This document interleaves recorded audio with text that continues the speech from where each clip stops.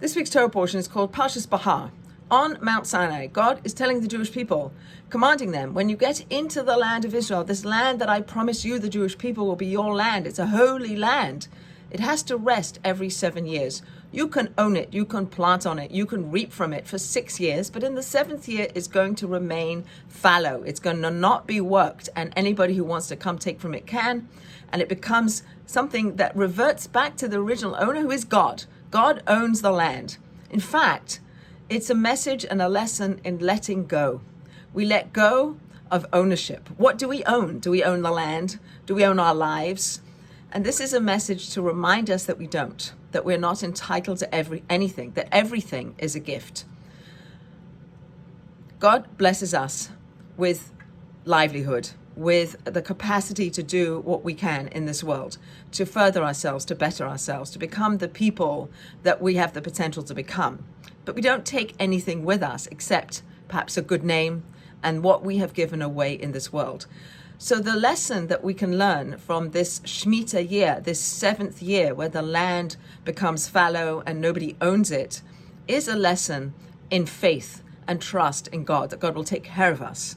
It's okay to leave the land fallow. In fact, God is commanding us to leave the land fallow. Don't work the land, just like the Sabbath is a day of rest, where we work for 6 days and we're commanded to work for those 6 days. And then on the 7th day, we rest and we take a break from production and from creating and from making. And we live in this space of Shabbat where we connect to ourselves, to God, and to others.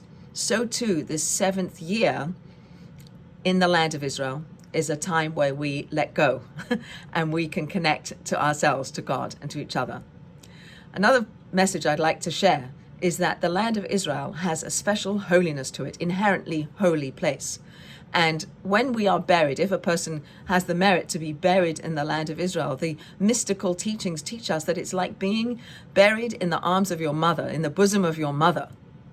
So I want to share that when a person is buried outside of the land of Israel, that the Chevra Kadisha that prepare the body for burial take little packets of sand from Israel, and we put those onto the body of the dead person, so that when they're buried outside of Israel, they're buried with some of the land of Israel with them, that the land itself not only has holiness, but it has special atoning powers that we confer upon the dead as they're buried outside of Israel.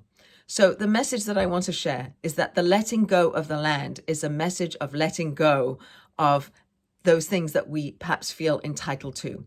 We're not entitled to our lives. We're not entitled to the land. We're not really entitled to anything. Everything is a gift and it comes from God. And we should have the faith and the trust and the humility to recognize that and do the best we can with the time that we have here in this world.